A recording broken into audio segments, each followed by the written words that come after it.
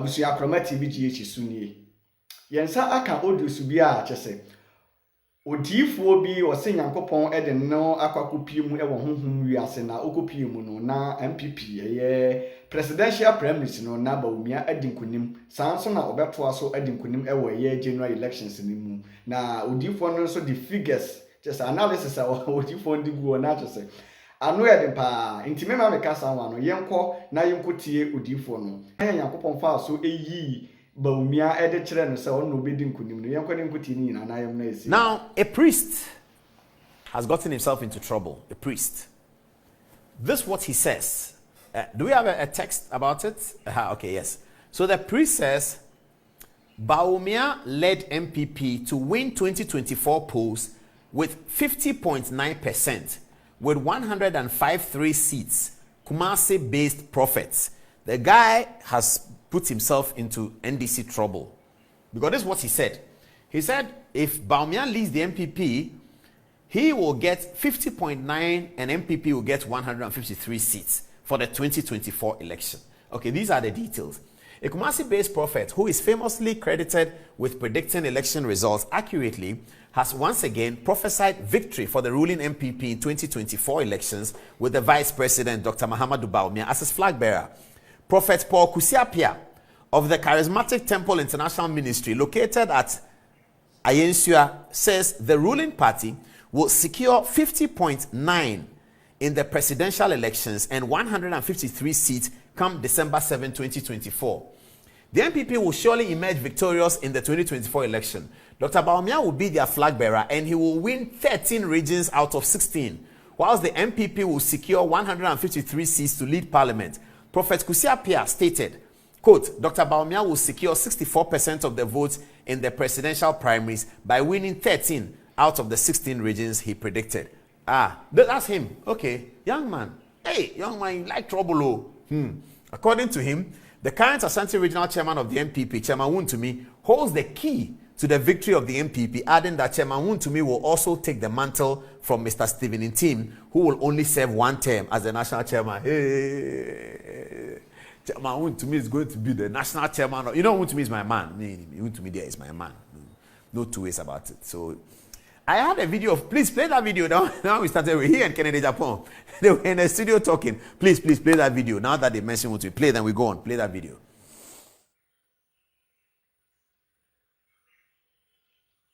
Ni kasa catch them so would you say me yankura bia would you say me yankura anything out the policy for young guys be adi ni wachina wo ya you know use your friend Akaga. Oh Akaga so don't so ya makora entin I know and na say me say and na say so ni me pa o wantin wuti and am say and na so ya I would confirm kwa na ni what just and am so ya stupid criminal o some dem say so dey out there don't tell me no kwa na me only scanning kasa catch them so would you say me yankura bia would you say me yankura anything out the policy for young guys be adi ni wachina wo ya you know use your friend Akaga. Oh Akaga so don't so ya makora entin I know and na say me say and na say so ni me pa o wantin wuti and am say and na so ya I would confirm kwa na ni what just and am so ya stupid criminal o some dem say so dey out there don't tell me. I just like the feel about these right-wing people. You know, right-wing people are also quite honest. Yeah, what Kennedy Japon told him. So Wontumi is talking and says, "Anas ni me pa." Kennedy Japon looks at him and says, "I saw the akron phone kwana on your monam." Then Wontumi says, "I said they sell," and they are all laughing. Is that not beautiful? Why do you have to? Is that not beautiful? Wontumi is talking. He says something about Anas. He says, "Anas mi nim no pa." Then Kennedy said, "I saw the akron phone kwana." You know, Kennedy has a problem with Anas. We all know that. They are cron for kwana and they said I said me akron for me to sell. And then they are all laughing. That's beautiful. Okay. Good evening to President Mahama. Good evening to Alhaji Bawumia. Now let me say something. Now a serious time now, viewers. I'm sharing the research with you. We've moved from entertainment to now inform and educate. Okay. The elections can be won by NPP. It can be won by NDC. NDC could win. NPP could win. CPP cannot win. But NPP could win, NDC could win. We know that already, okay? So, at this stage, some NDC people think they've already won. It's okay, no problem. This election is going to be peculiar in a certain way. Because in the context of the incumbency, we call something in political science the deficit quotient of the incumbent. So every incumbent suffers a deficit quotient. I'll tell you a story again. I'm sorry, I have too many stories. In the second round of election 2008, we were going to Kumasi. I was going to report, but of course, everyone knew my relationship with Akufo-Addo. So there was campaign in Kumasi. Mills was in Kumasi. Akufo-Addo was in Kumasi. Second round. So we were at the Accra airport, boarding a plane. I believe I was with Gabi Ochiridako and Yao Kwachi and somebody sitting on one side of the table, on the chairs, waiting for the plane. Then the other side was, when we showed up, the other side was Atu Ahoy, Kwame Pepra, Kojo Bonsu, and I believe the guy from Infantiman, Aquinas Kwanzaa. So Aquinas Kwanzaa, Kojo Bonsu is my brother, or my senior brother, I should say, Kwame Pepra, and Atu Ahoy. Myself, Gabi Ochiridako, and Yao Kwachi, something like that. So we're all standing there, you could hold the tension in the small space. We're waiting for Amtrak Alhaji Bande's plane. Okay. We're all there quiet, nobody's talking. Then Kojo Bonsu broke the ice. Let me tell you what he said. Well, then Kojo said, then everybody laughed. And he captured the mood. We were all going, this is second round 2008. We were going to Kumasi, and this is Ato Ahoy, big Mills people, senior Mills people. And Gabi Ochiridako, proper Akufo-Addo advisor. We were all there. Kojo Bonsu said, hey, Mumusro, yes, Yusro. And then we all laughed. Then Kwame Pepra told me something. I asked him that why is he confident that NDC will win? I had already started my work. They said, let me tell you something. The incumbency thing. He said he's been a minister of finance. By the time you're a minister for 4 years and for 8 years, you have offended so many people. I said, why? He said, because he's been a minister of finance, he comes to work, and they said 35 people are waiting for him. He cannot see all the 35 people. He just physically can't. He sits in the office and they say Rollins is calling him, and he drives away to the castle. He comes back and they said the vice president is calling you. Then he goes. Then there's a meeting. Then he goes. 35 people are waiting. You can see only 3 of them. He said the rest will go away. They will not vote for you. If you've done that for 8 years, I should imagine how many little votes you are losing. The incumbency is always difficult. And I told him about political science, the deficit quotient of incumbent. And he said, so your man is not going to win. If he didn't win the first round, he will not win the second round. That's what Kwame Pepra told me. I just smiled. I didn't say anything. I said, okay. And then the plane took off and we went to Kumasi. Eventually, Professor Mills actually did win. Kwame Pepra was right. Now, the incumbency issue always affects incumbents. So if Dr. Bawumia, and it's a big if Dr. Bawumia is elected, I'll show you a Dr. Bawumia video. Please remind me, I have a Dr. Bawumia video, very important one I need to show to viewers this evening after this conversation. If Dr. Bawumia is elected, he will be challenging President Mahama. Now, what's going to happen to the incumbency deficit quotient in the presidential election? Whereas Dr. Bawumia, and this is good for the NPP, whereas Dr. Bawumia is going to carry some, he's going to share it with President Mahama, when in fact the opposition leader doesn't carry any of it at all. This particular opposition leader is going to carry some of it because he's been president before. And we are building this analysis so that when the results start coming in on the 9th of December 8th, we will be putting it together. You know, this is what we talk about. The incumbency deficit quotient is going to affect President Mahama as well. Fortunately for Dr. Bawumia, even though he's running on incumbent third term, he's going to share that with President Mahama, and we have positioned it this way. We think Dr. Bawumia is going to bear 65% of the incumbency disadvantage, and John Mahama is going to bear 35% of it. That's our own analysis. It could be different. You can vary the figures one way or the other. It depends on how the campaign goes. We will update the figures when the campaign starts. But as of now, we think, based on the fact that John Mahama has been president before, he's going to share the incumbent deficit quotient with Dr. Bawumia. We think 35% President Mahama, 65% Alhaji Bawumia. So that's because ordinarily, Dr. Bawumia should be carrying the load, 100% of incumbency deficit quotient. But because President Mahama has been president before, and the NPP can actually run as an opposition, That's very interesting, isn't it? NPP can build campaign as an opposition. What did President Mahama do? When President Mahama did this, when he came, he did that. That sounds like opposition. But in this context, you are able to run against President Mahama as if he is the government and you are the opposition. That's what we found in the presidential election, and we'll be updating it. Now let's look at the parliamentary election. Incumbency deficit quotient for the parliamentary election of 2024. It is so unique, never happened. So you have a ruling party and you have an opposition party. How are they going to distribute it? 137, 137. So 137 of NDC MPs are going into the campaign as incumbents, suffering the incumbent deficit quotient. If they were less, far less, like it was in 2008, if they were far less, it's better. But here, they are split it open with the ruling party. So whereas the ruling party would have bore the entire brunt of the incumbent deficit quotient, the opposition party is splitting it with them in parliament and taking some of it from them in the presidential. How is this going to play out when results start coming from Bongo, from Dade Kotopon, from Menchia? And we will fit it in and show you that this is incumbent deficit quotient. This is how it's splitting up. This is how they voted against President Mahama in 2016. And they have repeated voting against President Mahama again. And that is incumbent deficit quotient that has suffered, that President Mahama has suffered in this particular constituency. Dr. Bawumia may have a constituency where NPP have won, but NPP loses on the 9th. And we will show you that this constituency that NPP won, they've lost it tonight because Dr. Bawumia has suffered incumbent deficit quotient. We'll be dealing with that as we go on. But you can discuss it in your office and on social media. Let's see how it is. But these are the facts. NPP, NDC are going to split it 137, 137. That's what it's going to be. And this is unusual for an election. Now, for both parties, they will have to look at the 2008 notes. For the NDC, they were coming from opposition in 2008. So they look at what they did to win. For the NPP, they were looking for a third term in 2008. So they should look at why they lost and correct those things they lost. One of the important things they've corrected is the 17 presidential candidates. That's been corrected quite nicely, because that was one of the reasons why Nana Akufo-Addo could not secure the 25,000 he wanted. The division among the party, President Kufuor told me that in an interview that we still have. So that's one thing NPP have corrected. There are many other things that happened in 2008 for which reason the NPP lost.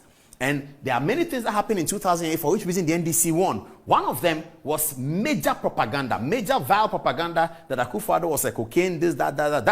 That campaign did work. It's propaganda, but it worked. So I'm not surprised that the NDC is picking up the propaganda again. You saw the Sami Jemfi Baulaya stuff. They are picking it up again.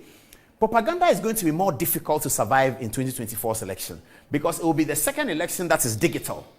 And digital, that's how Sami Jemfi has been caught about the Baulaya thing.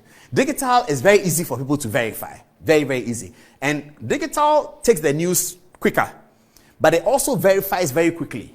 Very, very quickly it can be verified. So propaganda is going to struggle. I'll show you another matter. Let's get to the figures of the election. And NPP must watch this very carefully.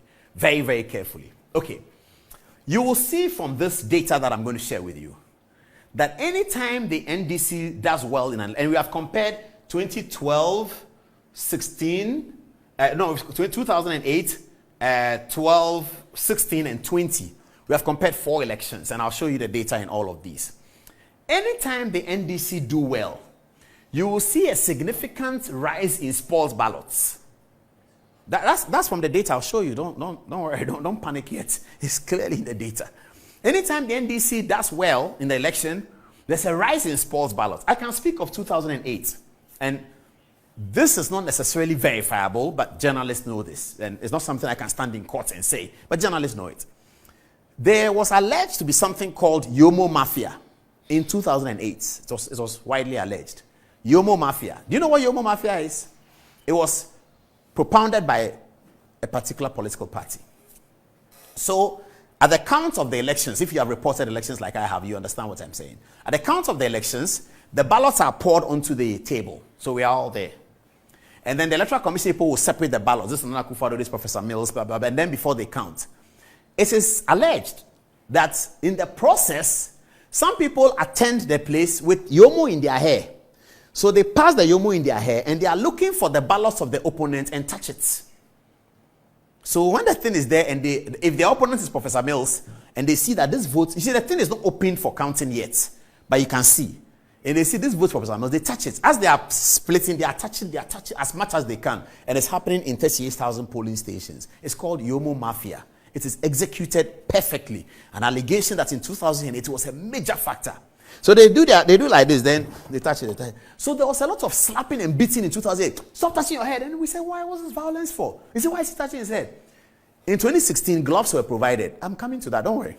So the Yomo Mafia thing, NDC and NPP both need to watch it.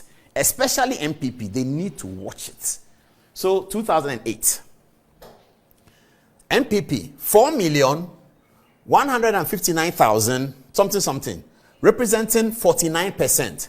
NDC, 4,056,000, representing 47%.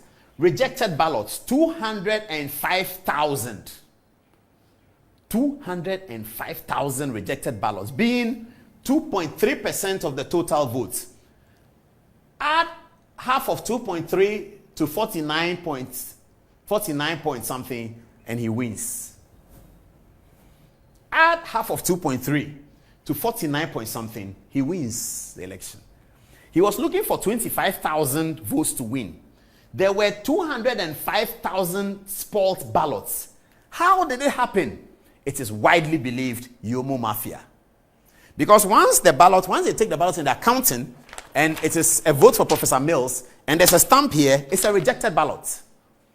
If there's any stamp, anything else on the paper, it's a rejected ballot. There was concern, especially at the Nima police station. I was there, where they said that the intention of the voter is clear, and the police said no. Electoral Commission said the rules are there. Electoral Commission said you went to Parliament and passed the rules. If there's any other thing on the ballot paper, it's a rejected ballot. That particular ballot was an Akufo-Addo vote. And the Akufo-Addo agent was saying that, the intention of the voter is obvious. He's stamp-printed Akufo-Addo. And they said, but there's a stamp here. And the Electoral Commission said, once there's a stamp on it, it's a spoils ballot.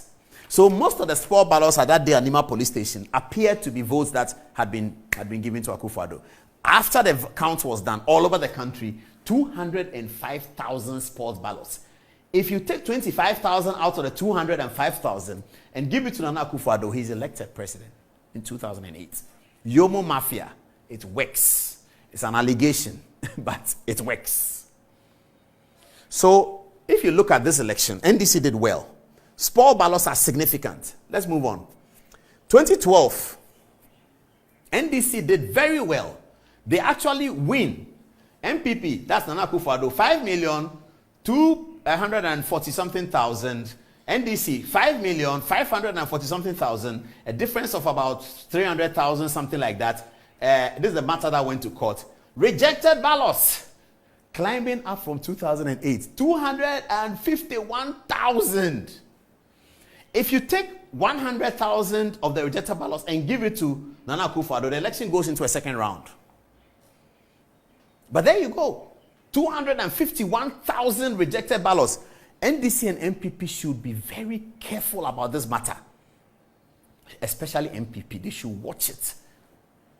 They should really watch it. That Yomo Mafia, the allegation of Yomo Mafia is very, very, very bad. It's an allegation. Okay? All right. Let's move to the next election. So now keep your eye on this. 2016 is the next election. Keep your eye on this one. There we go. 2016's election. Okay. NPP 5,755,000. NDC 4,755,000. Rejected ballots 167,000.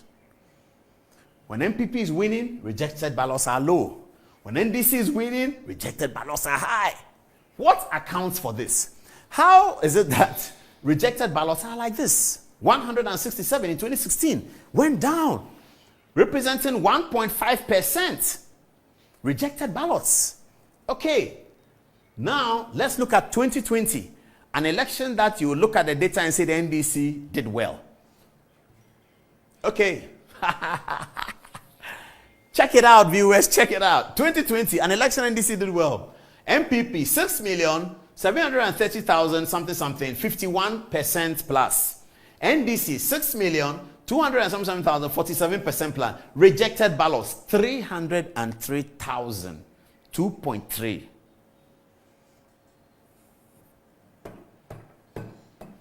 NDC and NPP should watch it. Yomo Mafia, they should be careful. The allegation of Yomo Mafia, they should watch it and be extra careful. This is the data. And viewers, let's get on with the debates and the action. I'll take the Dr. Bawumia video, the one Dennis just brought. I'll take that now. Dr. Bawumia has been campaigning. And he's in, is it Central or Western region? I believe he's in Western region. Have a look at this video. Have a look.